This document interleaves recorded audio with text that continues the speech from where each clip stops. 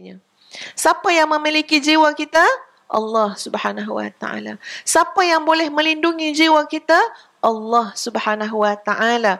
Allah nak minta, nak dengar sahabat-sahabat kita datang merayu balik pada Allah. Ya Allah, jiwa yang kau amanahkan kepada aku dah jadi macam ni dah sekarang. Dah kotor, dah rosak, dah sakit. Kak siapa ya Allah aku nak mengadu tentang kerosakan hatiku? Kak siapa ya Allah aku nak mengadu gelapnya hati yang kau berikan amanah kepada aku untuk jaga? Kak siapa? Sudah barang tentu kepada pemiliknya, kepada penjaganya, kepada pelindungnya. Maka kita diajarkan doa tadi. Allahumma ati anfusana taqwaha. Allah bercakap tentang sibuk. Ini sebagai mukadimah ya tuan-puan. Sibuk ni, dia agak negatif bunyi dia. Sebenarnya sibuk ni sesuai kita kata apa perkataan seerti dengan sibuk. Yang bila kita sebut, dia memberikan satu aura ataupun energi yang lebih baik. Jawabnya produktif. Okey? Sorry ya anak-anak ya, Umi tengah produktif. Dia tak kena perkataan sibuk dah. Maaf ya bang ya, saya tengah produktif ni. Beza tak sibuk dengan produktif? Kita takut tuan-puan, sibuk hasil tak ada. Apatah lagi sibuk dosa je bertambah. Tapi bila kita kita tukar mindset kita, designkan, ya saya memang sibuk tapi saya dalam kerangka produktif. Productivity kita banyak. Ada penghasilan. Mak sibuk bukan sibuk sesaja ada penghasilan, ada keberuntungan. Dan sebenarnya rahsia produktif ni sangat terkait dengan tajuk kita juga tuan-puan. Kita bercakap pasal pembersihan jiwa. Pembersihan jiwa bukan bermakna kita duduk dalam masjid saja. Ya, ambil tasbih, zikir. Anak kita, isteri kita, nafkah dia berterabur, ikutlah siapa yang sudi nak bagi simpati. Dan kita rasa itu cara membersihkan jiwa. Jawabnya salah. Ya, Islam ni terlalu luas, terlalu hebat, terlalu sempurna konsep dia. Termasuklah dalam konsep pembersihan jiwa tuan-puan sekalian. Bahkan ya, ada satu kisah bagaimana seorang sahabat minta izin pada Nabi SAW bila dia telah bertemu dengan satu tempat yang jauh sangat. Kat tempat tu ada pokok, di mana pokok tu menghasilkan air, boleh menghasilkan kehidupan. Jadi minta dengan Nabi SAW, aku nak duduklah dekat situ seorang-seorang, aku nak menyuci hati, aku nak jadi orang soleh. Tapi Nabi kata tak. Ya, bahkan orang yang bergaul dengan manusia, bila bergaul dengan orang ramai ni, tentulah sibuk dia lain macam. Tentulah kerenah dia lain macam. Nabi kata lebih baik daripada orang yang menyendiri kononnya atas nama nak bersihkan hati. Sebab konsep tu kita kena faham. Ya, pagi tadi Ustaz cakap pasal sibuk dalam mihrab Quran. Habis pukul 8.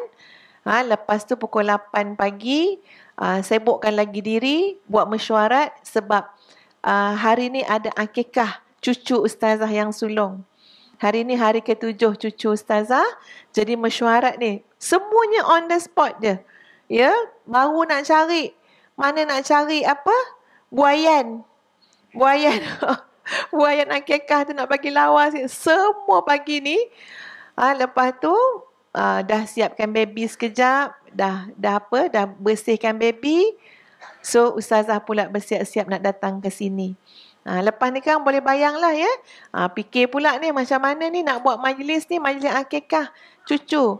Tapi macam saya kata tuan-puan, kesibukan kita ini sebenarnya adalah riadah, latihan untuk hati kita bersih.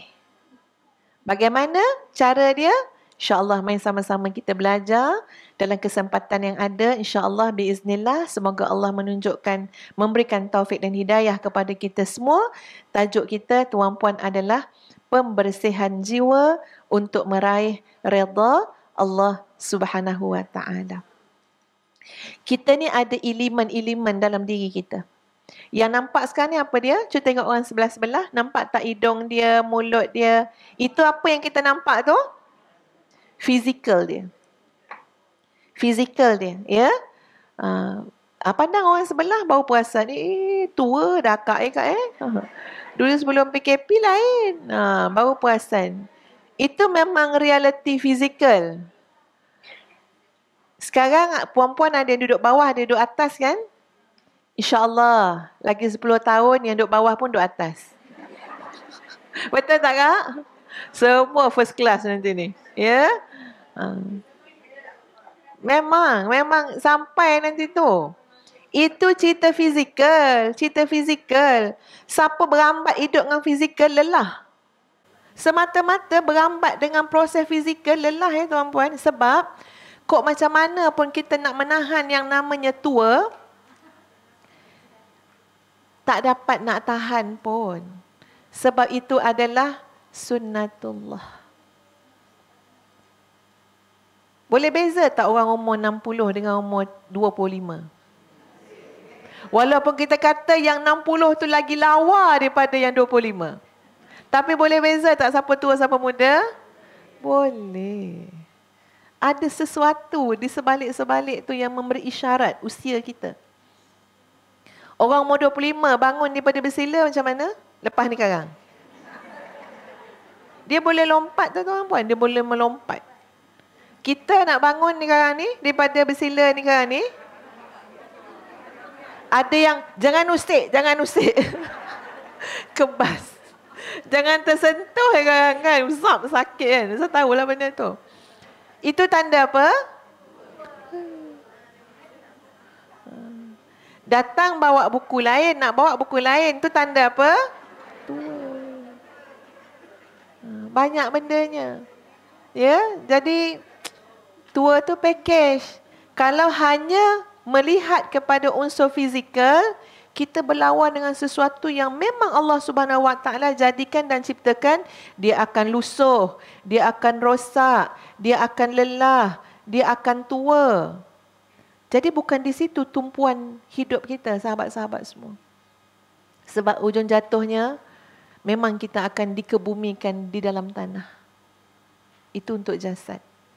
Lagi iliman apa yang kita ada? Mental, fikiran. Fikiran kita juga tuan-puan, ya memang kita kena isi mental kita, fikiran kita dengan ilmu. Tetapi batas dia ada. Sampai usia 50 tahun, 60 tahun, ya, kita mulai dapat penyakit lupa. Cari cermin mata macam nak mati.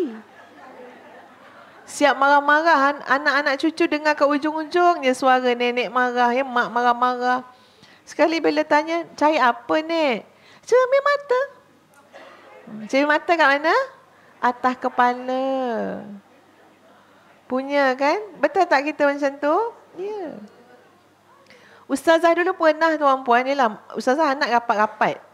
Ya, kahwin 98, dapat anak 99, 2000, 2001, 2002, 2004, 2005, rapat-rapat. Stres kan rapat-rapat ni, jaga kecil ni. Sampai satu ketika mencari seorang lagi yang dah pandai berjalan tu hilang. Tak tahu kat mana. Kan? Ya? Lepas tu cari. Dia dah boleh lah jalan sikit kan? Mana adik? Marah-marah ni cari balik kerja. Mana adik mana? Kita kan tak buka tudung kan? Pakai tudung. Rupanya kita cari tu ada kat dalam tudung kita. Sedang menyusu. Bayangkan dia punya. Tapi dia bukan menyusu macam baby. Dia berdiri-diri menyusu tu kan.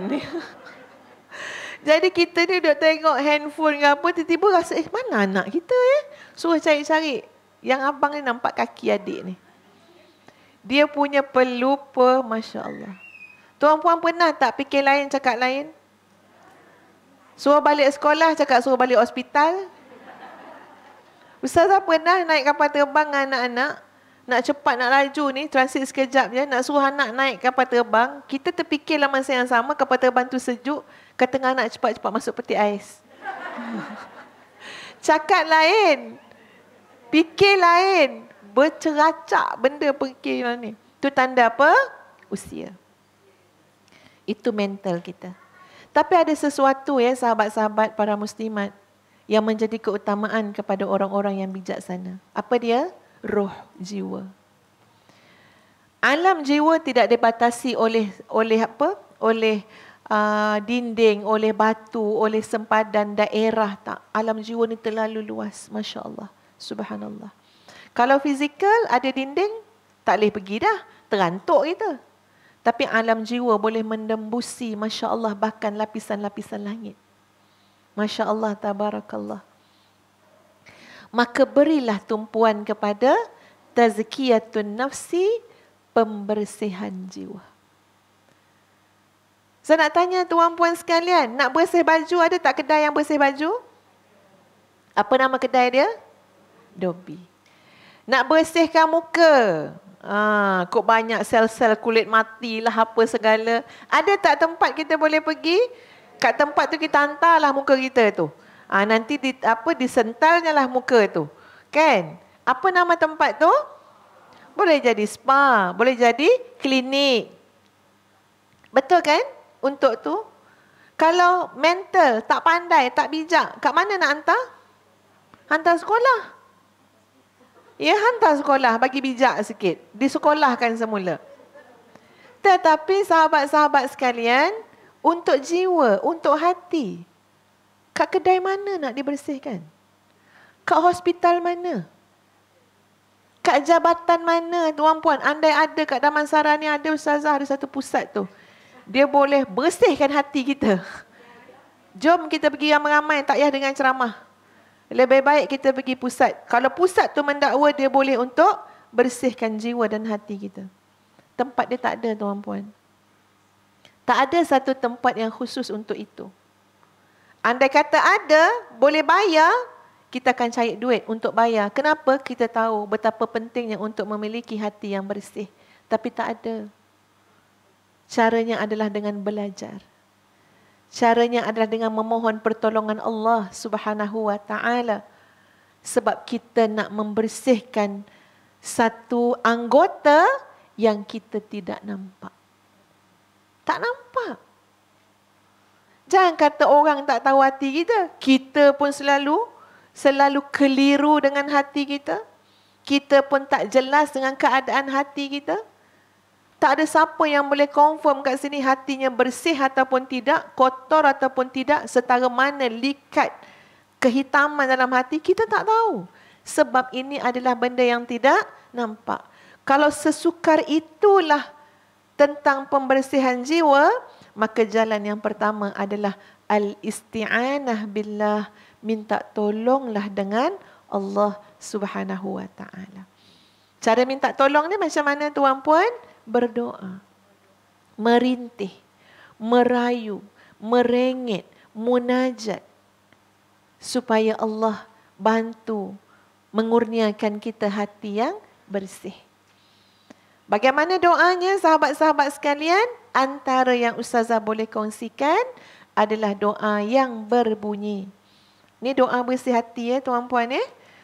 Ustazah pernah, ini yang ustazah teringatlah. Pernah masa tu buat umrah ya, tuan-puan. Kan kita buat umrah, kita pun rajin juga buat tawaf sunat kan, ya. Buat tawaf sunat. Kalau ramai orang, nanti kita akan lebih besar bulatan tawaf sunat tu kan, ya. Jadi ada sekali tu memang ramai sangat orang. Ustazah macam, ya Allah, ni besar ni bulatan, nak berpusing keliling ni, nak tawaf ni. Tapi Ustazah letak macam ni, tak apalah, aku nak fokuskan apa.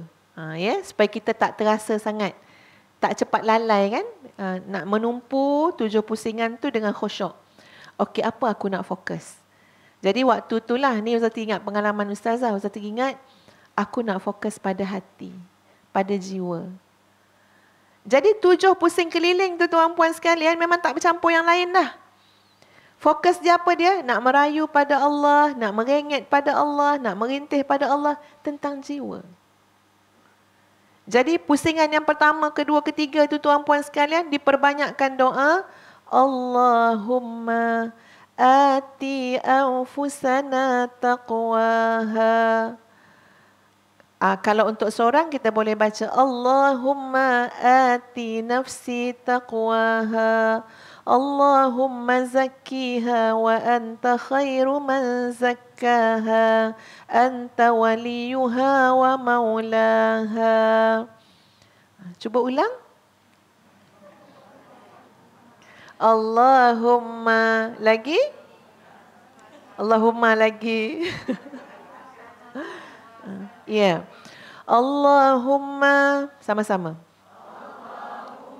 Ati anfusana taqwaha. Allahumma zakkiha wa anta khairu man zakkaha anta waliyuha wa maulaha. Maksud dia apa? Ya Allah, ati anfusana taqwaha. Berikanlah kepada jiwa kami ini ketakwaan. Takwa. Hati kalau ada takwa di dalamnya, hati itu bersih. Hati yang takut. Ya, takut.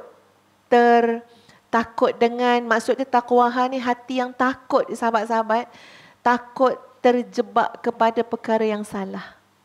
Sebab dalam hidup ni tuan-puan, ada yang halal, ada yang haram. Ada yang Allah suka, ada yang Allah tak suka. Ada jalan ke syurga, ada jalan ke neraka. Ada amalan, ada perkataan yang boleh dekatkan kita dengan syurga.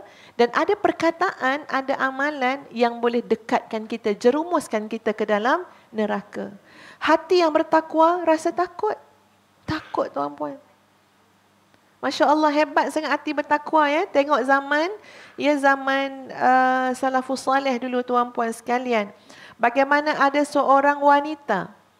Tengok hati takwa macam mana. Ada seorang wanita, tuan-puan sekalian, yang dia ni mengambil, bekerja sebagai tukang jahit. Ataupun kraft tangan, buat sesuatu. Yang nanti akan dijual. Okey. Tiba-tiba lepas dia buat jualan-jualan tu, jiwa takwa dia berkata, bolehkah aku jual dengan harga yang sama sedangkan proses pembuatannya berbeza? Maksud dia apa? Ada pakaian yang dia jahit pada waktu siang. Siang terang ke gelap? Terang. Jadi dia jahit pada waktu siang, hasilnya lebih halus. Ada pakaian yang dia jahit pada waktu malam, yang ketika itu bukan terang menderang macam tempat kita. Hanya menggunakan pelita. Cuba tuan-puan bayangkan menjahit pakai lampu pelita, agak-agak hasil dia sama tak dengan waktu terang menderang waktu siang? Tak sama, kasar sikit pada waktu malam. Dan jiwa takwa dia berkata, apakah halal untuk aku menjual hasil jahitan dengan harga yang sama? Menyebabkan wanita ini, sahabat-sahabat sekalian, berjalan jauh berhari-hari semata-mata nak jumpa Imam Ahmad untuk bertanya hukum. Apa hukum aku jual dengan harga yang sama? Halal ataupun tidak? Sanggup tu berjalan. Tak berniaga lah berapa hari. Kenapa? Nak tahu ni halal tak ni? Selisih harga tu. Maka Imam Ahmad mengatakan, kalau kamu pun tahu hasilnya berbeza, kamu kena jual dengan harga yang berbeza, atau setidak-tidaknya maklumkan kepada si pembeli supaya berlakunya redha meredai. Masya Allah tuan-puan. Itu jiwa takwa. Hari ni ramai tak orang berniaga kat luar sana? Ya, dia berniaga benda lain, dia cakap benda lain. Ya, kuruhnya kak, padahal kuruh kencing manis. Kau kencing manis lama-lama kuruh kan? Ya, makan ubat kencing manis lama-lama kuruh. Dah keluar produk kurus dia. Inilah yang saya makan hajah. Ya, insya-Allah lepas sebulan hajah akan kuruh macam saya. Ingat halal ke rezeki menipu macam tu? Tak halal. Ya, tak halal tuan-puan. Jual, ya, menjual yang kita panah-panah dah 2 hari. Harga sama macam makanan yang fresh, yang segar. Tak halal tuan-puan. Ia syubhah. Ia mengandungi unsur-unsur keraguan. Tapi jiwa yang tidak ada ketakwaan, tak peduli semua tu. Tak kisah. Jadi sebab itu kita minta dalam doa tadi, Ya Allah, kurniakanlah kepada hatiku ketakwaan. Ya Allah, bersihkanlah hatiku kerana Engkaulah sebaik-baik yang membersihkan. Engkaulah pemilik hati ini dan pelindung jiwa ini. So kita kembalikan kepada pemiliknya. Siapa yang memiliki jiwa kita? Allah Subhanahu wa taala. Siapa yang boleh melindungi jiwa kita? Allah Subhanahu wa taala. Allah nak minta, nak dengar sahabat-sahabat kita datang merayu balik pada Allah. Ya Allah, jiwa yang kau amanahkan kepada aku dah jadi macam ni dah sekarang. Dah kotor. Dah rosak. Dah sakit. Kat siapa ya Allah aku nak mengadu tentang kerosakan hatiku? Kat siapa ya Allah aku nak mengadu gelapnya hati yang kau berikan amanah kepada aku untuk jaga? Kat siapa? Sudah barang tentu kepada pemiliknya, kepada penjaganya, kepada pelindungnya. Maka kita diajarkan doa tadi. Allahumma ati anfusana taqwaha. Allahumma zakkiha wa anta khairu man zakkaha anta waliyuha wa maulaha. Wahai para muslimat, beban yang paling berat yang kita bawa dalam hidup kita adalah jiwa yang kotor. Beban paling berat kita bawa dalam hidup adalah jiwa yang kotor. Kita mungkin rasa, sampah kat rumah saya berat tak Ustazah? Kan, bila angkat sampah. Siapa sini pagi-pagi angkat sampah, petang-petang angkat sampah kan, daripada dapur nak hantar keluar tu kan? Berat tak? Berat. Agak-agak boleh tambah lagi tak 5 plastik hitam lagi? Terdaya tak nak bawa? Berat. Berat lagi, busuk lagi. Betul kan? Tapi tuan-puan kena ingat, yang lebih berat dan lebih busuk untuk dibawa adalah hati yang kotor. Jiwa yang kotor, jiwa yang rosak, jiwa yang sakit. Sebab tu kadang-kadang kita menterjemahkan betapa beratnya, betapa tertekannya hidup kita sebenarnya akibat dari apa? Bebanan jiwa kotor yang kita bawa. Kita mungkin susah nak mengakui hakikat ni, muslimat. Betul kan? Payah kan nak ngaku hakikat tu. Cuba tiba-tiba balik rumah suami kita kata, memanglah stres, hati busuk. Terus sambung bergaduh. Ya, round 3. Kita memang susah nak mengaku benda tu tuan-puan. Memang berat nak mengakui benda tu. Tapi betul ataupun tidak? Betul tak yang menjadikan amat berat? Dekat muka nampak berat. Cara body language nampak berat. Apa lagi? Bahasa tu nampak tu berat tu. Sihat ke kak? Entah. Aduh, menyesal tanya sihat ke tak. Ada orang macam tu kan? Ustaz pernah tuan-puan, ni betul-betul cakap Ustaz pernah. Terkejut Ustaz, tu tak biasa sangat pun orang tu. Tapi kita ni naklah, orang kata bermujamalah, sesajalah nak bercakap. Sihat ke kak? Tak sihat. Terkejut tau orang jawab macam tu tau. Tak sihat. Okey. Apa pula lah perkataan kedua nak cakap ni kan ya? Cakaplah syafakinlah, Ustaz kata. Pada perkataan tu nampak bebanan tuan-puan. Bebanan apa? Kita kena akur. Bebanan ni sebab apa? Jiwa kita kotor. Kita boleh letak senaraikan sejuta faktor-faktor luaran tuan-puan. Boleh jadi asbab juga. Ya? Yelah Ustazah, mana tak jadi sakit hati, anak degil. Ya. Tapi kod mana pun tuan-puan, semua yang berlaku kat luar kita ni, sensor dia adalah jiwa kita. Setuju? Macam mana yang dalam ni dia akan respon kepada semua yang datang daripada luar. Siapa yang paling berat kena tohmah, kena maki, kena hamun, kena fitnah? Nabi SAW. Tapi macam mana jiwa suci murni Nabi SAW berhadapan dengan semua tu? Nabi doakan. Ya, mereka tak tahu, tak apa. Malaikat sampai datang kan Nabi balik daripada Taif. Malaikat kata, ya Rasulullah, bergegar semua kat langit tu. Tengok macam mana mereka buat kepada kamu. Ni datang, wakil datang, ketua malaikat ni, Jibril datang. Apa dia? Kamu nak macam mana? Nak bukit-bukit yang ada ni kami campakkan kepada kaum kat Taif tu sampai tak meninggal baka, kami boleh buat. Ya, dalam keadaan Nabi mengelap darah, bukan peluh ya tuan-tuan, darah yang menitik daripada dahi Nabi, pipi Nabi sampai memenuhi kasut Nabi. Sampai memenuhi, sampai habis, sampai ke kaki. Masya Allah. Tergamak buat Nabi SAW sedemikian rupa.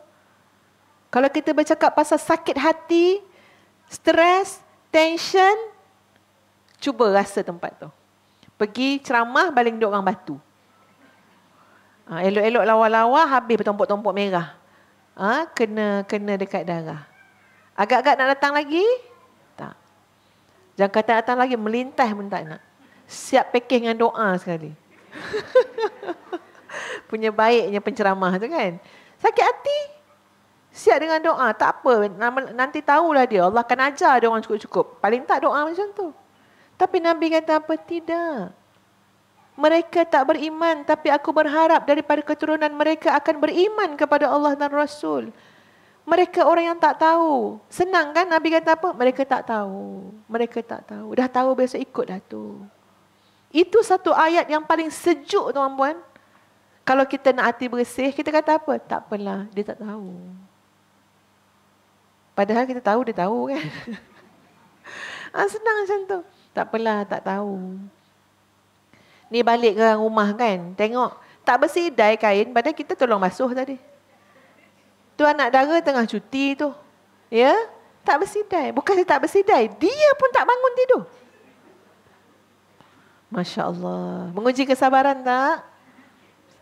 Dia nak buat macam mana? Tak apalah, dia tak tahu. Besok dia ada ujung dah. Tak apa, esok dia jadi mak, dia tahulah. Campur dengan marah sekali kan, dendam sekali. Ya. Betul tuan-puan. Kita kena akurlah hari ni. Ustaz cakap pada diri Ustaz sendiri. Ustazah pun menahan kesakitan juga. Kemarahan. Ada belaka. Ini kehidupan yang biasa ya tuan-puan. Ada. Tapi kita melihatnya sebagai pertolongan Allah Subhanahu Wa Taala untuk bersihkan hati kita.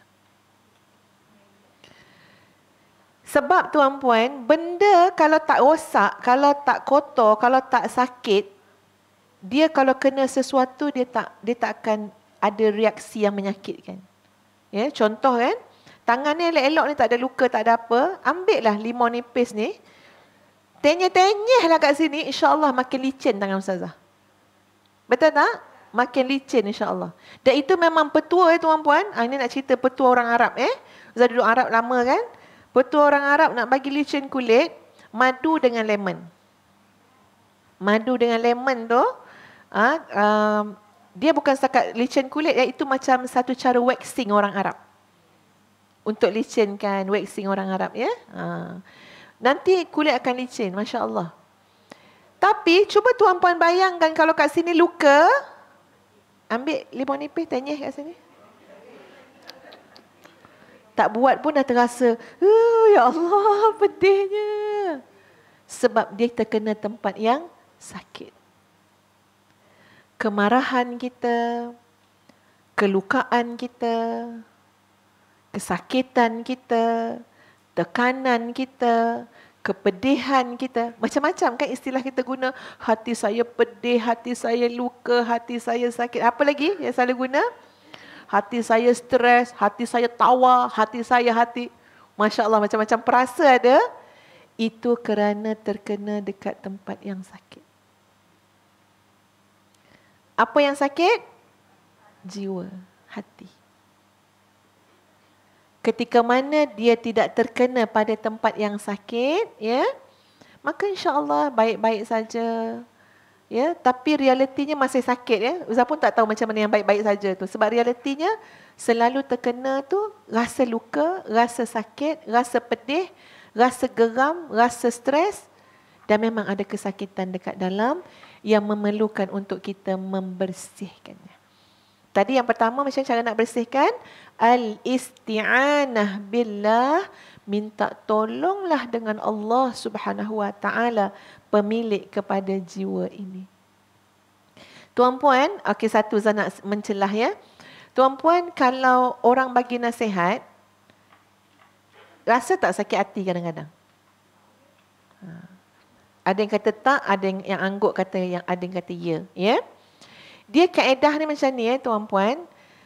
Nasihat bila kena dengan penyakit dia tu sakit. Nasihat bila tak kena penyakit dia tak ada apa-apa. Contoh ya, tuan-puan datang semua tutup aurat. Ustazah bercerita daripada awal sampai akhir tentang tutup aurat. Ada rasa apa-apa? Tak ada. Sebab apa? Ustazah ni kenapa asyik suruh kita tutup aurat? Dia nampak ke tak nampak, rabun ke apa? Kita kan dah tutup aurat, tak ada apa dah. Sebab itu bukan penyakit kita. Tapi cuba orang yang mendedahkan aurat, kita sebut sikit je sekilas tentang aurat, zak, terasa kat telinga. Panas. Rasa nak balik, rasa nak keluar. Tak ada tajuk lain ke? Betul tak tuan-puan? Kenapa rasa demikian? Kena kat penyakit. Sama kita tuan-puan, yang kita geram marah-marah orang nasihat kita ni, ada yang kita cool je. Mungkin bukan tu penyakit dia. Tapi yang orang nasihat kita yang ya Allah, tak tahannya dengar, sakitnya, boleh jadi itu penyakit dalam hati kita yang kita tak nampak. Boleh jadi. Atau Allah Subhanahu Wa Taala menyiapkan sebagai untuk prevention, pencegahan. Kelak itu penyakit kamu. Kita rasa macam tak ada lagi ni. Apa pasal dia ni asyik cakap dengan kita jangan sombong, jangan sombong, jangan sombong. Siapa yang sombong? Awaklah yang sombong kita katakan. Padahal Allah Subhanahu Wa Taala nak menyiapkan kita apa dia? Nanti kamu akan dapat harta yang banyak. Kamu akan dapat jawatan yang tinggi. Kamu akan ada pengaruh. Maka penyakit yang paling bahaya yang boleh menimpa kamu adalah kesombongan. Jadi sahabat-sahabat sekalian, ya, kena tengok juga. Kita ni pernah tak dinasihatkan oleh seseorang yang memang terasa sangat nasihat dia tu. Ya Allah, terasanya. Itu maknanya apa? Kena dengan penyakitnya, insya-Allah. Baik, itu mencelah je lah ya nak cerita pasal nasihat. Yang kedua, para muslimah yang dikasihi sekalian, yang kedua, cara untuk menyucikan hati adalah dengan mencari ilmu yang berkait dengan bidang tersebut. Kena cari ilmu dia. Tuan-puan, mungkin ada di kalangan puan-puan ni doktor pakar sakit puan. Bijak tak? Bijak. Memang pandai. Memang bermanfaat. Tapi tuan-puan, bila kita nak bersihkan hati, kita kena cari ilmu yang menjurus kepada pembersihan hati. Faham maksud Ustazah? Bila kita nak jadi ibu, nak jadi isteri, kan? Sekolahnya tak ada kan tuan-puan? Ada tak sekolah untuk jadi ibu? Ada. Sekolah menengah kebangsaan jadi ibu ada? Tak ada. Ni masing-masing pakat nak kahwin Melaka nak jadi isteri. Ada tak sekolah untuk jadi isteri? Masuk selama 3 tahun, dapat apa? Dapat sijil sekolah jadi isteri. Ui, laku keras tu. Siapa ada sijil tu? Sekolah jadi suami ada? Kalau ada nak hantar tak suami kita? Hantar lah 5 tahun lah. Lepas 5 tahun saya ambil balik. Tapi tak ada ya, sayangnya tidak ada.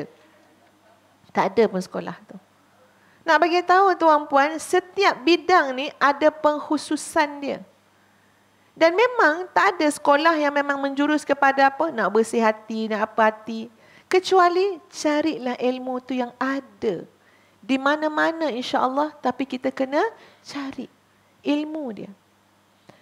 Dan Ustazah nak bagi contoh tuan-puan daripada sedikit ilmu yang kita cari ya dalam bab tazkiyatun nafsi, bagaimana huraian untuk pembersihan jiwa oleh seorang ulama yang bernama Al-Muhasibi. Tazkiyatun nafsi ni Imam Ghazali pun ada sebut, ya. Al-Muhasibi ada sebut. Kalau kita tengok dalam karangan-karangan hikmah Syekh Ibnu Athaillah pun ada sebut. Ya, bahkan merujuk kepada Al-Quran dan Sunnah Nabi SAW pun, semuanya pastilah itu sumber lebih utama kan? Bagaimana nak menyucikan hati. Cuma saya nak bawa contoh hari ini untuk jadi panduan kita, ia adalah pembersihan jiwa menurut Al-Muhasibi. Apa kata Al-Muhasibi, tuan-puan sekalian? Beliau bagi kepada 3 kategori. Ni nak bersih hati ni kena buatlah, kena try lah. 3 kategori yang pertama, tuan-puan, namanya adalah Al-Wiqayah. Al-Wiqayah maksud dia apa dia? Maknanya adalah pencegahan. Al-Wiqayah. Bendanya sangat sistematik tuan-puan Sangat sistematik. Ini kan nak pakai mesin basuh pun kena belajar manual dia. Nak bersihkan baju pakai mesin basuh kan? Kena belajar manual nak pakai macam mana. Ini kan nak bersihkan hati. Takkan benda tu boleh macam tu je, tak. Sangat sistematik. Ada 3 kategori menurut Al-Muhasibi. Yang pertama apa dia? Al-Wiqayah. Pencegahan. Cegah. Takut ada banyak benda kotor dah masuk. So kena cegah. Jangan masuk lagi yang lain. Yang dalam ni kena buat macam mana? Keluarkan. Itu Al-Wiqayah. Yang dalam keluarkan, yang luar jangan masuk lagi yang buruk-buruk, yang kotor-kotor. Pertama Al-Wiqayah. Yang kedua adalah At-Tanmiyah. Tak kisahlah puan-puan eja lah macam mana asal bunyi dia. At-Tanmiyah. Cuba baca balik yang tulis tu. Bunyi apa? Okey lah tu. Eja macam mana tak tahulah. Tapi kalau Jawi dia, Arab dia, ta, nun, mim, ya, ta marbutah. Alif, lam, ta, nun, mim, ya, ta marbutah. At-Tanmiyah. Tanmiyah ni maksud dia apa? Pembinaan. Membangunkan. Okey? Bangunkan. Bina. Bangunkan. Tanmiyah. Dan yang ketiga adalah ilaj. Ilaj. Ain, lam, alif, jim. Tak kisah tuan-puan eja macam mana. Cuba baca balik. Betul dah tu. Kan lagi setengah jam kita tanya balik semula. Ya, betul tak bunyi dia tu? Ya. Yang pertama tadi apa dia? Okey, alhamdulillah. Yang kedua? Yang ketiga? Okey dah tu. Ni kalau saya tengok tak tahu ni gambar orang ke apa kan. Yang penting saya tak kisah. Yang penting keluar result dia. Al-Wiqayah, At-Tanmiyah, Ilaj. Ilaj tu apa dia? Rawatan. Kena rawat. Tuan-puan tahu macam mana seksanya orang yang suka minat menanam bunga? Dia kena rawat tak bunga dia? Rawat, sembuh tu, sembuh ni, tengok intai, serangga ada ke tak ada, bercakap dengan bunga dia. Itu merawat. Ya? Okey. Sekarang kita tengok tuan-puan, Ustazah harap semua ni dah nak praktikalkan kita nak praktiskan, nak bersihkan hati kita. Kita kata hati kita ni adalah hati kita memang ada kekotoran, Hati kita kotor. Jangan mengaku hati bersih. Dalam Quran pun ada sebut. Jangan ngaku hati bersih. Ya? Sebaliknya Allah lah yang membersihkan hati tersebut. Jangan kita ngaku-ngaku hati kita bersih. Saya dah bersihkan hati saya bersih. Tak tahu. Allah yang maha mengetahui. Jadi kita akan cuba buat tuan-puan. Untuk Al-Wiqayah ada 8. Ni sampai bila habis kan ni Ustazah? Asal kan ni? Untuk Al-Wiqayah tu ada 8 peringkat dia. Nak buangkan yang dalam, nak bagi supaya tak masuk yang luar pula, yang buruk-buruk tadi kan. Ada 8 tuan-puan. Yang pertama adalah At-Tayaqqus minal ghaflah. Tak payah tulis. Itu memang ke laut kan tu. Tulis Melayu dia je. At-Tayaqqus minal ghaflah adalah kejutkan diri daripada kelalaian. Tu cara nak bersih hati. Keluarkan diri kita daripada kelalaian. Kejutkan hati kita daripada kelalaian. Banyak tak benda lalai yang kita buat, tuan-puan? Melambat-lambat. Puan-puan kenal tak makhluk nama TikTok? Ada baik, ada tak baik. Tapi agak-agak mana dominan? Terpulang kepada macam mana kita menguruskan soal kelalaian. Sangat mudah mengambil masa kita tanpa kita sedar.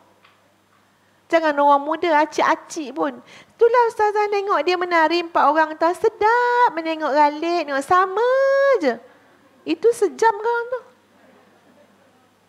Nanti TikTok tu akan detect lah. Oh, makcik ni dia suka, orang ni suka tengok tarian-tarian ni yang sama je kan. Akan datang lagi. Daripada elok duduk cokoh macam ni, dah meniarap pula dah. Itu bukan orang muda, tuan-puan, acik-acik. One-one. Berapa lama? 1 jam tak terasa.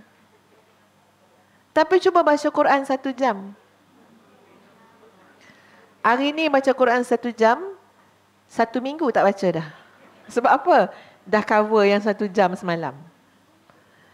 Kita akan terasa, ya Allah, lamanya 1 jam baca Quran. 15 minit pun dah serak-serak suara. Dah ngantuk-ngantuk. Tapi yang namanya benda-benda tadi tu, tuan-puan, dia memang kita tak terasa masa berjalan. Tak terasa. Kita swipe Instagram punya story ke apa benda, tak terasa. Cuba duduk kuliah macam ni, dah mula dah. Kuliah yang apa? Kuliah yang bermanfaat, maknanya yang berkesan, mesti dah tak lebih daripada 1 jam, ustazah. Kenapa? Nanti sakit belakang lah apa. Macam-macam nak dijustifikasikan. Tapi bila kelalaian, justifikasi tak ada. Betul tak, tuan-puan? Mana boleh lama sangat ibadah sampai 2-3 jam. Nanti jemu. Shopping 3 jam? Boleh. Jadi kita tidak adil kepada diri kita. Kita tak adil pada diri kita. Ustazah terinspirasi dengan seorang anak muda dan tuan-puan. Isteri dia cerita kat ustazah. Dia orang sama-sama belajar. Isteri dia kata suami dia terang hati sangat. Baca sikit je. Dengar dalam kuliah. Lepas tu nampak dia faham semua kan. Dapat jawab periksa. Sedangkan dia kata puas nak menghafal, nak itu, nak ini. Sangat payah nak dapat. Tapi dia kata dia rasa dia tahu apa rahsia. Apa rahsia di sebalik tu. Jadi Ustaz pun nak tahulah kan. Isteri dia cakap macam tu. Dia kata apa dia? Dia kata suami dia terlalu banyak baca Quran. Terlalu banyak baca Quran. Dengan tengok-tengok benda-benda media sosial ke apa, sangat sikit. Kalau ada keperluan je. Dia kata saya tak boleh nak cakap suami saya baca Quran berapa juzuk sehari. Sebab apa? Tak terkira.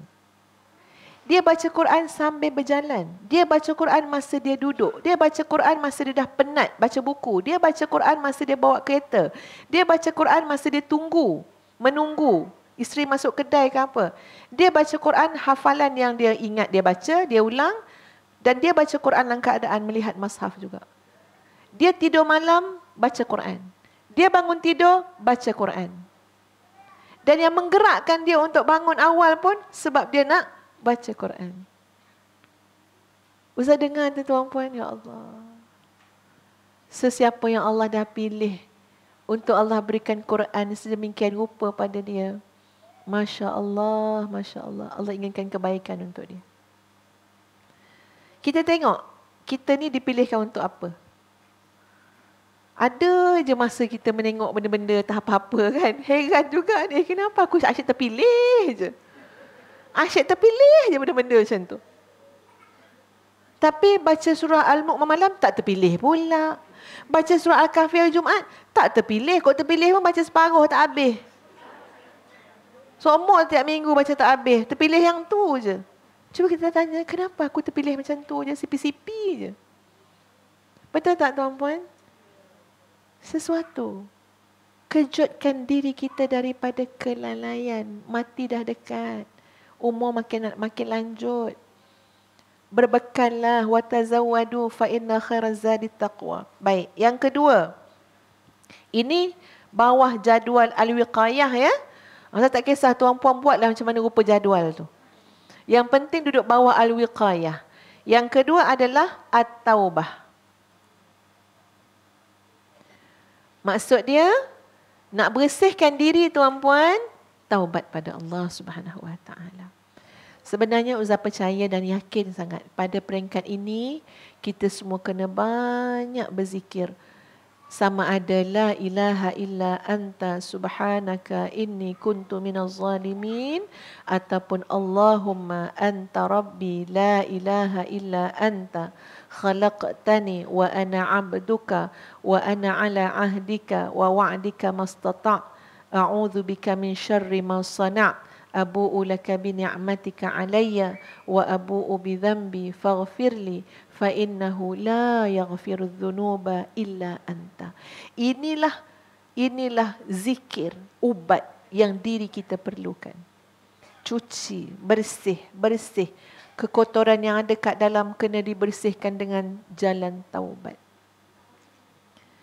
Jadi masa kita tak terbuang lah. Kita selalu ingat, ya Allahumma anta rabbi. Tadi itu adalah sayyidul istighfar ya. Boleh cari dalam internet semua ada. Tulis sayyidul istighfar. Sama tak macam saya sebut tadi. Hafalkan. Baca selalu. Yang ketiga adalah ma'rifatul khair wasyar. Maksud Melayu dia adalah mengetahui baik dan buruk. Ini peringkat pencegahan. Kena tahu mana yang baik, mana yang buruk untuk hati kita, untuk hidup kita. Masalah paling besar adalah tak tahu mana yang baik, mana yang buruk. Tak tahu, masuk semua. Mana boleh? Ada seorang sahabat bertanya kepada Nabi SAW, Ya Rasulullah, engkau doalah kepada Allah ya Rasulullah supaya Allah bagi kepada aku kurniaan semua doa-doa aku mustajab. Kan kita pun terbayangkan memanglah dah duduk bersama dengan Nabi kan, macam-macam kita minta kat Nabi suruh doa. Dan ini antara doa yang kita suka kan tuan-puan, apa dia? Jadikanlah semua doa kita ini mustajab. Pantang ya Rab mustajab, Allahumma mustajab, Rabbana mustajab. Termasuk sahabat tadi. Cakap pada Nabi SAW, Ya Rasulullah, tolong doakan supaya doa aku semuanya mustajab. Apa Nabi jawab? Apakah Nabi jawab, baiklah, aku akan mendoakan supaya doa kamu mustajab. Mulai hari ini, doa kamu semua mustajab. Apakah Nabi jawab demikian? Tidak. Sebaliknya, apa jawapan Nabi? Perbaiki makanan yang masuk dalam mulut kamu. Perbaiki makanan yang masuk dalam mulut kamu. Masya Allah, Masya Allah. Nak kena tahu yang baik, yang buruk ni, sahabat-sahabat semua. Jangan asal sedap je makan. Kena tahu juga, siapa dia yang masak ni? Ni kedai apa ni? Tengok-tengok juga. Tuan-puan, Ustazah tengok dalam adalah rancangan masakan kan? Memang rancangan masakan tu buat dekat Malaysia. Memang tengoklah sebab apa? Katanya kedai tu best sangat. Dia masak laksa. Ya? Dia tak ada nama, dia tak sebut nama kedai dalam rancangan tu ya. Ini macam pergi mana-mana lah, macam gerai-gerai kan. Memang terkenal lah. Kononnya ni resepi keluarga. Dia masak laksa. Ya, ada laksa yang pakai santan, ada laksa yang tak pakai santan. Ustazah samalah menengok ni, nak tengok apa yang dia letak ya. Memang orang cakap sedap lah. Satu bekas ni tuan-puan, dia boleh campur dua sekali. Kuah bersantan, kuah tak bersantan. Asam laksa dengan laksa. Jadi ramai orang bagi komen, memang ni sedap. Tengok. Ujung-ujung tu dia bagi tahu apa rahsia dia. Dia masukkan dadih, darah khinzir. Ini saya tak cakap sungguh ni, baru tengok ya tuan-puan. Dia kata elok-elok Umi nak menulis tadi ni apa? Resepi dia apa? Ada resepi tersirat iaitu dadih, darah khinzir. Kalau kita main ikut dia orang cakap sedap, sedap, sedap, pergilah. Ya. Kita tengok ada orang Melayu makan. Tahu tak celah-celah atau apa bendanya. Dan ia memberi kesan kepada jiwa kita, hati kita. Kok hati anak-anak tu yang kadang-kadang degil ke hati. Apa yang masuk ni sebagai contoh ya tuan-puan untuk apa dia? Yang kita sebut. Kena tahu baik buruk. Kena tahu apa yang masuk, apa yang kita pandang, apa yang kita dengar. Semua tu akan memberi pengaruh kepada hati kita. Cerita sahabat yang tanya pada Nabi SAW tadi tu tak berakhir kat situ. Sahabat tu semenjak daripada, namanya Sa'ad, ya sahabat tu. Sejak daripada Nabi kata macam tu, dia memang sangat prihatin terhadap sumber rezeki dia, makanan yang dia makan. Bukan zat makanan tu saja, sumber makanan tu juga memang dia jaga dan Masya Allah, Tabarakallah, Allah memberikan doa yang mustajab kepada dia. Contoh doa mustajab dia tuan-puan, sampai satu ketika masa tu Nabi dah tak ada, Nabi dah wafat. Ya, beliau ni zaman Saidina Umar, beliau ni dihantar duduk, kalau tak silap usah, kawasan di Iraq, ya, di Kufah. Jadi tiba-tiba Saidina Umar mendengar sampai berita orang mengatakan bahawa dia ni tak adil. Inilah yang nak doa mustajab ni kan. Orang beritahu dia ni tak adil, dia ni buat zalim, macam-macam lah keburukan. Saidina Umar ni rasa macam, tak mungkin ya dia macam tu. Tak mungkin dia macam tu. Tapi nak bagi confirmkan benda tu, Saidina Umar pun hantar beberapa wakil.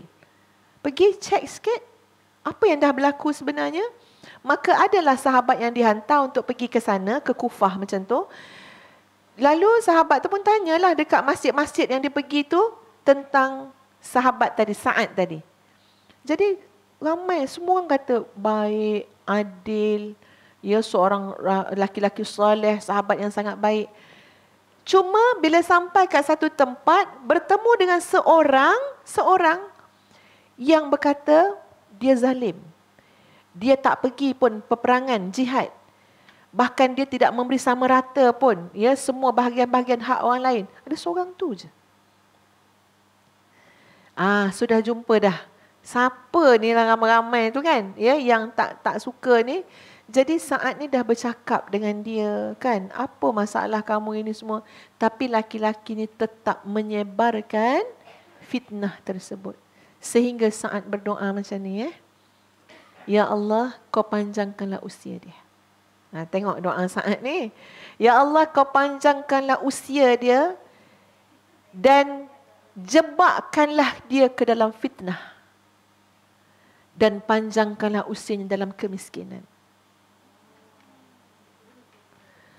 Tuan-puan, jadi sungguh doa Sa'ad. Sahabat-sahabat semua cakap, tengoklah doa Sa'ad. Laki-laki tu umur dia sangat panjang, dekat nak 100 tahun dah. Miskin papa kedana, hanya duduk di jalanan. Dan kerja dia tuan-puan terjebak fitnah. Kerja dia asyik mengorat semua perempuan-perempuan yang lalu kat tepi jalan tu. Sambil dia mengatakan, lihatlah aku yang terkena sumpahan doa Sa'ad. Semua orang tengok je. Ya Allah, luar biasanya tuan-puan, makanan baik yang masuk dalam hati kita, dalam diri kita, doanya mustajab. Jadi kena tahu yang baik dan yang buruk, baru boleh bersih hati. Itu saya ambil contoh bab makanan, belum bab-bab yang lain lagi kan, ya? Bab makanan. Tuan-puan, jangan cagarkan hati kita dengan sesuatu yang tidak halal.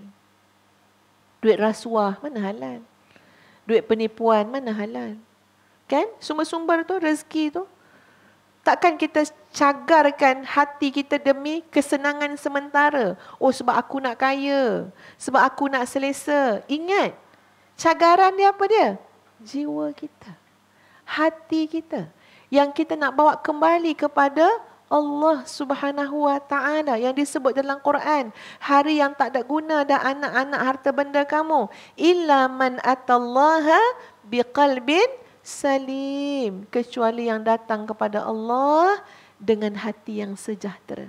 Ingat, jangan cagarkan jiwa kita dengan sesuatu yang rendah. Sesuatu yang sementara. Sesuatu yang tak ada guna dan manfaat. Cagaran di hati kita. Nak sedap makan. Sedap tu sekejap je. Hati kita lama menanggung kotornya akibat daripada makanan yang syubhah tadi. Jadi itu yang ketiga adalah mengetahui yang baik dan yang buruk.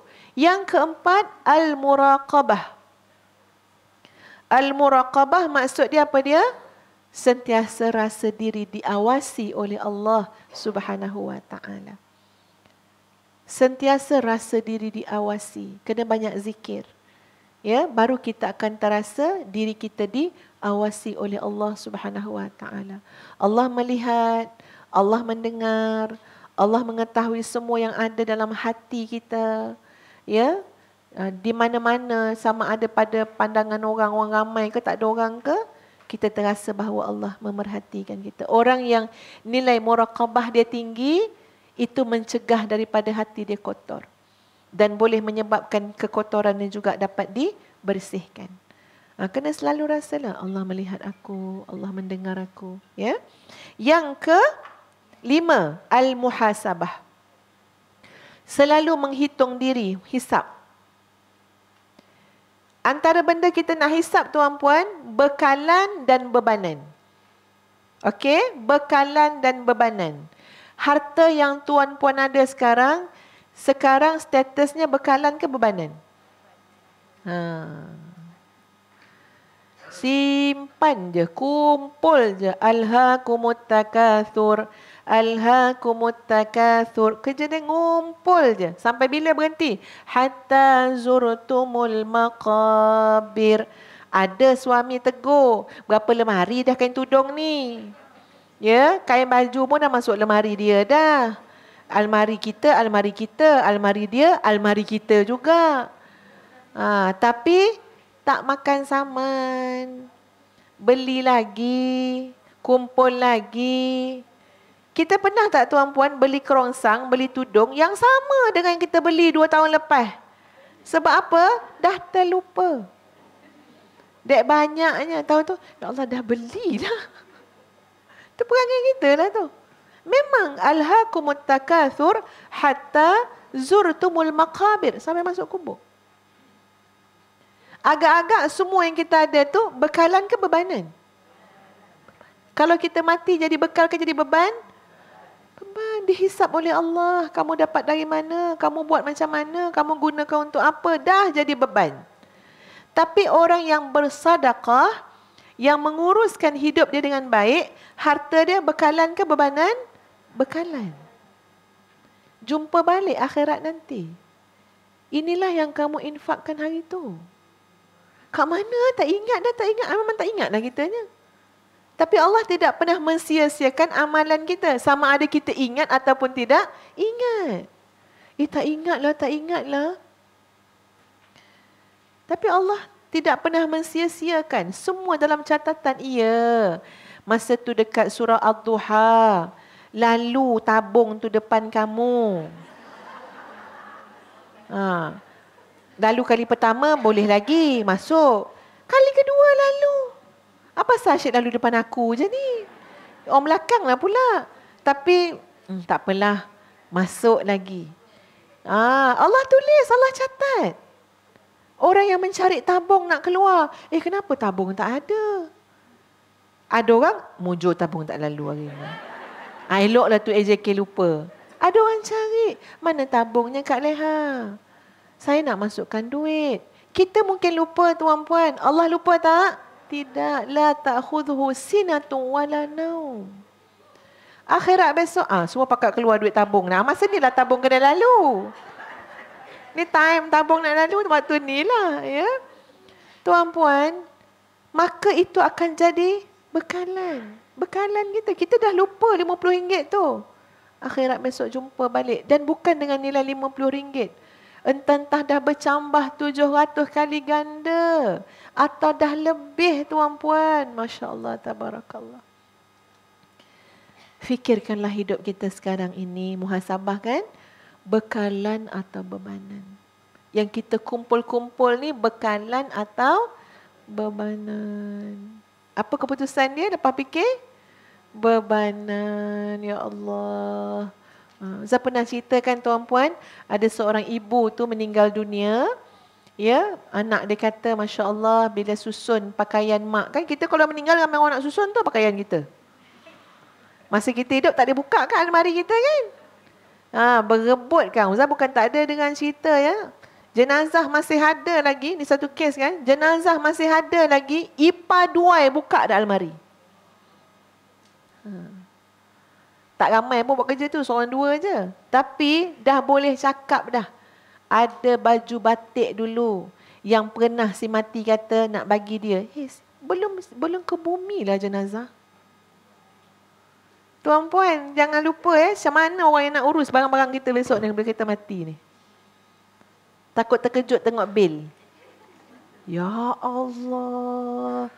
Satu file bil kita. Sebelum ni semua sorok-sorok tuan-puan. Kita mati ada orang akan bersihkan kita punya almari. Kata anak tu tadi, kami bersihkan almari mak. Kami terkejut tengok. Ya, mana pergi baju-baju mak yang sebelum ni anak-anak bagi. Anak-anak selalu bagi. Tapi tengok-tengok almari mak kosong je. Cuma ada 7 pasang baju saja. 7 pasang. Yang tak ada simpan-simpan. Kita tuan-puan yang lipat-lipat banyak tu, kita ambil yang atas je kan. Balik-balik baju tu je. Yang bawah tu memang duduk situlah dah setahun. Maknanya apa dia? Dah lah tu. Benda tak pakai lepas pada 6 bulan. Maknanya memang takkan pakai. Sedekah kan. Jadi dia kata, mak dia ada 6 pasang baju. 7 pasang baju je. Tanya ke ayah dia. Ayah dia kata, mak dia memang akan uruskan harta benda dia supaya tidak berlebihan. Dah sedekah semua dah. Yang tinggal 7 pasang ni, itu kira macam Isnin sampai Ahad, 7 hari. Settle dah. Memang tu kerja mak dia. Orang bagi hadiah ke apa ke, dia akan tengok. Masuk yang ni, keluar yang ni. Masuk yang ni. Jangan lebih daripada 7 pasang. Macam mana tuan-puan yang kat rumah kita ni? 7 almari kan, 7 pintu kan? Itu pun nak beli lagi. Ya Allah. Dahsyatnya kita. Tiba-tiba nak bercakap pasal hati yang bersih kan? Memang payahlah sikit. Itu yang stres tu. Rupanya masalah baju banyak sangat. Aduh, subhanallah, subhanallah. Astaghfirullahalazim.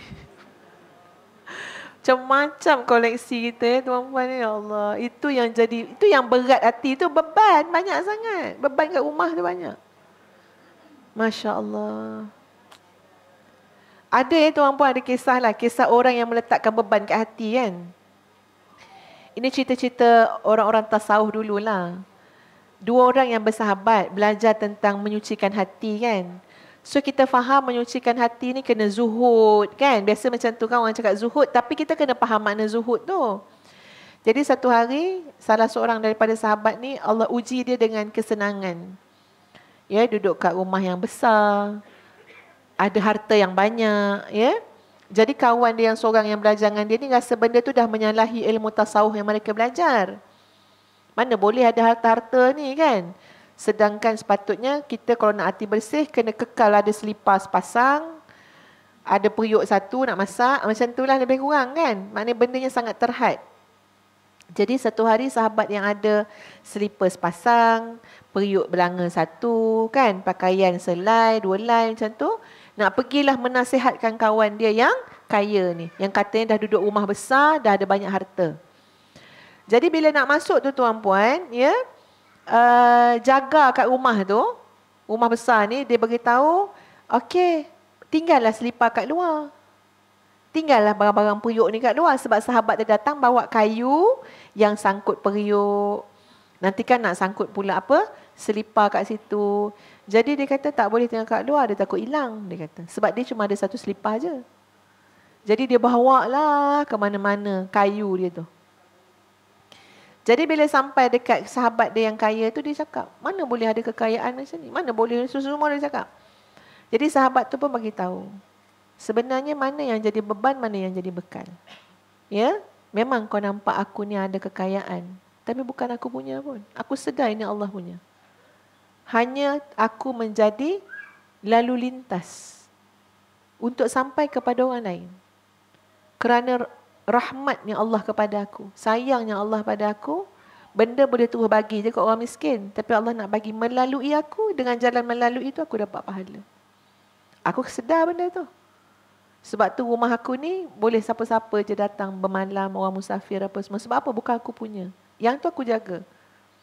Aku risaukan kau ni, dia kata. Sebab kau ada selipar satu tapi tak ada letak kat luar. Faham tak? Kau takut hilang lah, takut tu lah. Maknanya apa? Kalaulah sepasang selipar ni dah bertahta di hati, periuk yang satu bertahta kat hati, itu lebih merisaukan. Sampai hilang tawakal kita kepada Allah Subhanahu Wa Taala. Sekarang isunya bukan apa yang ada di luar secara fizikal, tapi apa yang telah menempat dalam hati kita.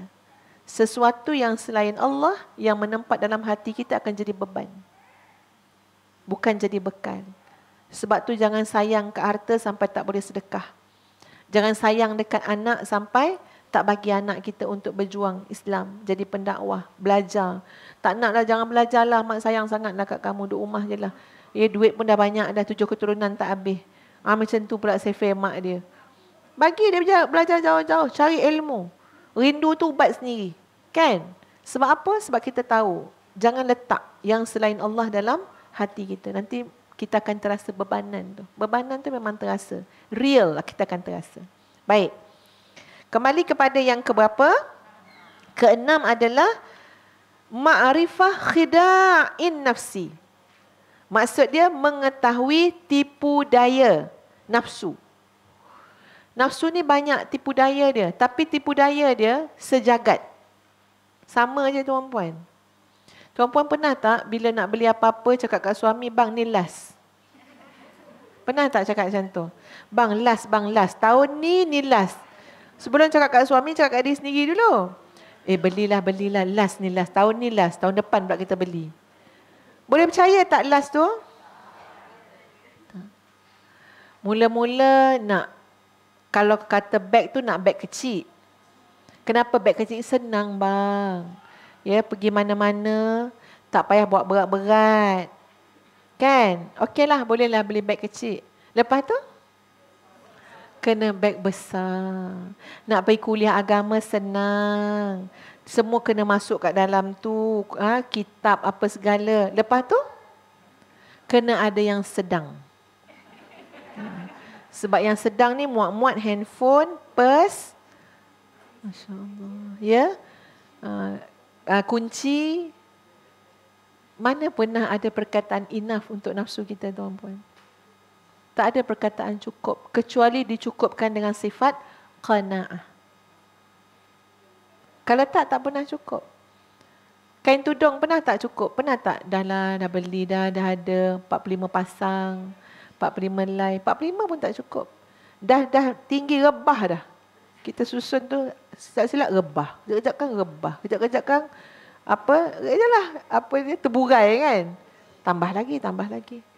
Pernah tak sesekali tuan-puan buka almari tu, tuan-puan rasa bebanan melihat semua tu? Cakap jujur-jujur kat Ustazah. Ya, buka. Ya Allah, terbebannya. Kalau jatuh lagi terbeban. Nak kena apa? Nak kena susun balik. Ya Allah. Bukan kerja orang lain almari tu. Kerja siapa? Kerja kita. Ya Allah, kita teruknya ya. Buka almari pun rasa terbeban. Belum akhirat lagi. Buka terbeban tengok. Banyak, tapi bila tiba time nak pakai, tak tahu nak pakai yang mana. Pernah tak macam tu? Heran ya, punya tak berkat tu. Penuh, tapi bila nak pakai, yang mana? Ya Allah, kita dah kenapa?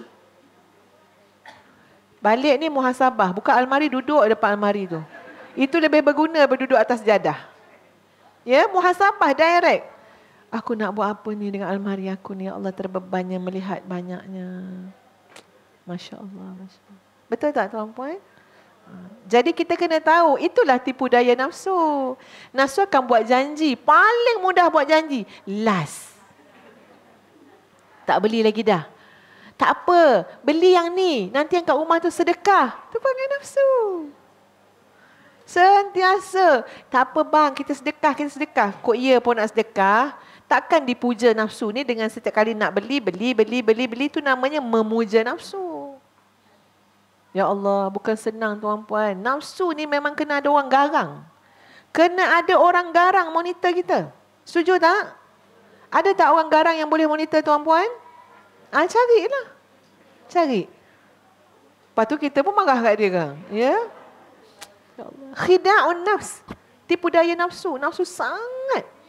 Tuan-puan, ya Allah, nafsunya tipu daya ya. Dah ada baju warna macam ni, wajib pula kena ada persalinan hitam. Kenapa? Yelah hitam ni standard lah bang. Kita kalau pergi mana-mana nak kena ada yang hitam. Okey. Pakai sebenarnya tudung singkat je. Tapi nak ada yang labuh. Kenapa? Kadang-kadang yang labuh ni kena ada bang. Pula dah. Nampak tak tuan-puan? Khida'un nafsi tak pernah habis. Tak pernah habis. Ada kereta besar nak kena ada kereta kecil. Kereta kecil senang nak parking pula dah. Kan nak kena ada kereta. Sebenarnya kita kena ada justifikasi ya. Setiap benda yang kita buat, kena ada perbincangan dengan iman kita. Kena berbincang. Betul ke ni? Kalau tak kan kena tipu dek nafsu je. Ya, Ustazah memang lantik suami jadi apa? Jadi penasihat lah. Itu pun lepas tu bergaduh. Lantik dia penasihat, lepas tu kita balik marahkan dia. Iya. Nak pergi umrah ni cerita-cerita lama lah tuan-puan nak pergi umrah kan. Suami Ustazah masa tu, ni cerita dia, Ustazah masuk dalam bilik. Kita terkejut kan bila pintu almari kita tu terbuka, suami kita duduk tengok dalam tu. Suka tak suami buat macam tu? Jadi macam, kenapa bang? Suami pun tutup, suami pun suruh duduk. Ya duduk dululah ni, duduk. Okey, kita nak pergi umrah dah ni. Itulah best, seronok. Tapi boleh tak abang nak pesan satu je? Apa dia bang? Jangan beli jubah lagi. Abang boleh lepas kira ni. Nak dibantu ke tak? Ustaz kata, boleh. Tak beli dah banyak. Boleh tu sebab kat Malaysia lagi. Belum sampai Mekahnya, belum sampai Madinah. Ini cerita khida'un nafsi tuan-tuan, real, tak sorok-sorok pun. Cerita yang sebenar. Berlaku kat Ustazah, berlaku juga kat tuan-puan. Kita sama-sama manusia. Bukan main lagi segar-bugar ni. Tak ada peruntukan untuk jubah. Sebab apa? Suami dah cakap, boleh tak nak abang bantu kan? Jangan beli jubah lagi. Okey, boleh. Sekali sampai kat Mekah ada pula lah cik-cik tu. Ustazah, mana nak beli jubah ni Ustazah? Tolonglah cik. Macam-macam lah kan ya. Kita pun menemankan makcik-makcik tu. Teman punya teman. Ustazah punya saiz, jubah tak payah otter tuan-puan insya-Allah. Jadi asal makcik tu nak beli je, Ustazah yang kena pakai. Ini dah mencabar. Tapi kan ini cerita terang-terang tuan-puan, ya Allah. Macam mana ni, takkan selai pun tak boleh kan. Pergi musim lain dia punya design dia ni, musim lain pula. Macam mana ni, agreement dah buat, tak nak beli. Ni cerita betul tuan-puan. Berpeluh-peluh Ustazah dengan agreement tu. Macam mana ni, ya Allah. Duit kita ada, nak beli bukan minta duit suami. Tapi suami nak bantu. Banyak dah tu dalam almari tu. Jadi tuan-puan sekalian, ya Allah, mengurut dada. Berjaya dekat Mekah. Alhamdulillah. Sekarang nak pergi Madinah. Masya Allah. Ni cerita dia tuan-puan. Ni khida'un nafsi kena kat Ustazah. Pergi Madinah, pergi 2 orang dengan kawan. Pergi dengan kawan, Masya Allah cantik jubah Madinah. Dengan lembutnya, dengan jatuh beralunnya. Dengan harga pun taklah mahal sangat. Tapi bukankah kita ni dah ada perjanjian, insya-Allah kali ni tak nak beli jubah dah banyak. Jadi apa yang berlaku tuan-puan? Khida'un nafsi. Kawan tu kata ni cantik, Ustazah kata ni cantik. Boleh tak kita tukar-tukar hadiah? Nampak tak? Ustazah tak beli untuk Ustazah, Ustazah beli hadiah untuk kawan. Kawan beli hadiah untuk Ustazah. Lulus tak agreement tu? Masya Allah, bijaknya nafsu. Jadi boleh beli tak? Bila kakak tu kata, akak belilah akak hadiah kat Ustazah. Akak nak yang mana? Mesti hadiah kat akak pula. Sama je. Yang penting apa dia? Kita tak beli kononnya untuk diri kita sendiri. Tuan-puan, ni cerita betul lah tuan-puan ambil pengajaran. Ustazah pun berdiri dah dekat cashier tu. Tiba-tiba gelap semua. Mas Ustazah nak bayar tuan-puan. Migraine. Migraine yang macam ni. Ya Allah, kenapa ni? Gelap. Ustazah dah cuak, takut. Aku ni mati kes ni ke nanti ni? Ya? Maknanya ada sesuatu yang tak settle. Ya Allah tuan-puan, Ustazah memang gelap. Memang gelap. Lepas tu nampak sikit-sikit cahaya macam tu. Okey, dah kena migraine yang sangat teruk. Tapi dah duduk dekat cashier kan. Kakak tu pun dah keluar duit. Ustazah pun kena keluar duit juga. Berjalan macam ni, berpimpin nak bawa balik ke hotel. Memang masa tu Ustazah kata, ya Allah, Allah bayar cash ni, Allah bayar cash.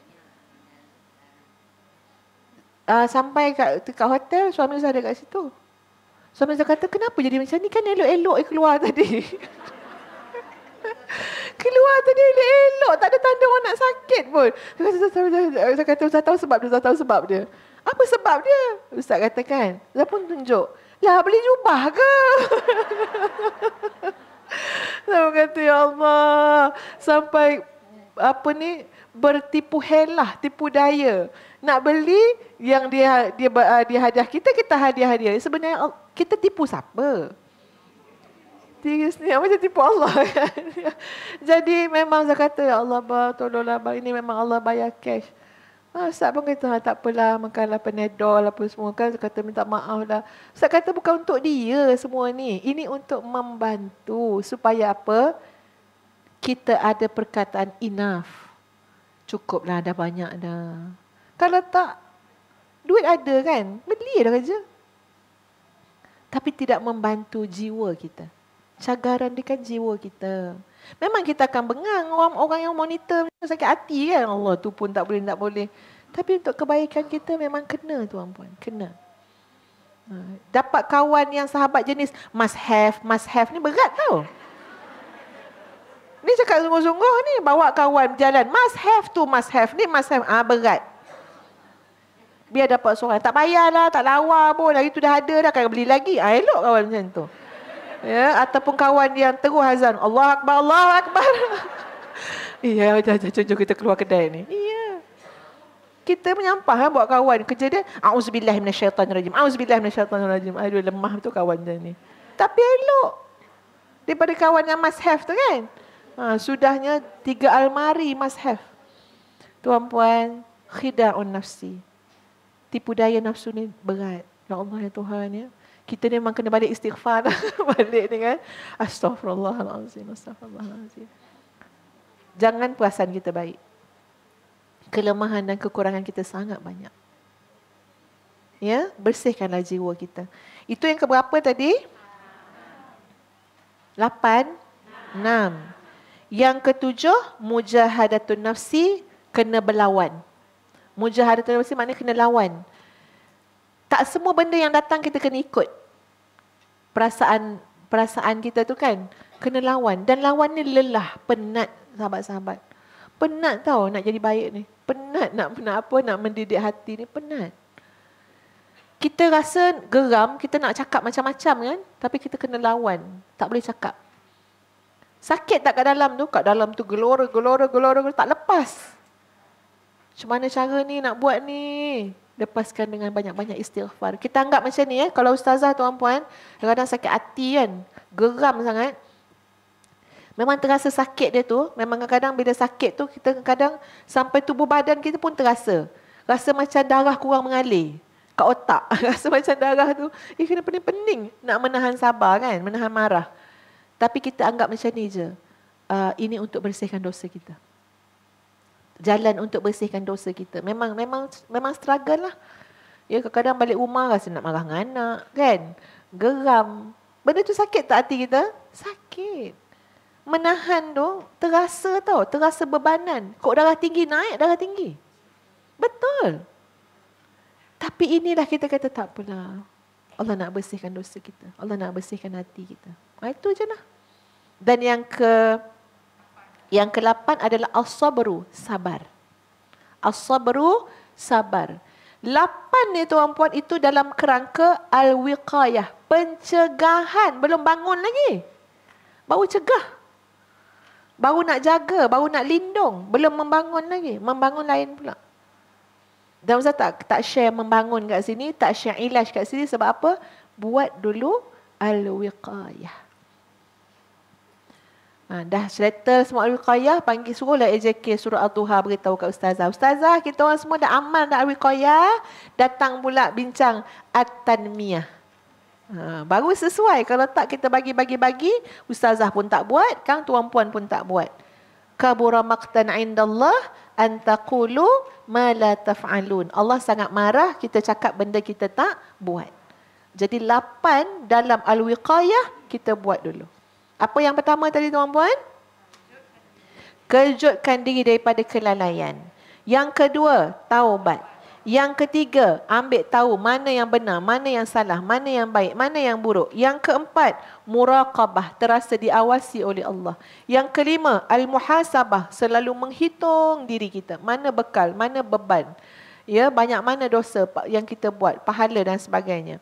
Yang keenam, mengetahui tipu daya nafsu. Dia sama je, sejagat, lebih kurang je. Macam mana nafsu cakap kat orang lain, sama juga kita. Bila malam, ya bangun pukul 4 pagi, ya ni malam nak tidur, kunci jam. Kunci jam bukan main semangat, tak nak 4 pagi, 3:30. Sama tak? Sama. Lepas tu, masa buat tu tak yakin sebenarnya. 3:30 ada, 4 ada, 4 suku ada, 4:30 ada. Sudah daripada 3:30 sampai subuh tu, bunyi alam tu tuan-puan. Ya Allah. Tapi kita dah alah bisa, tekal biasa. Bila bangun 3:30, kita tahu kita ada set juga pukul 4. Kita tahu kan?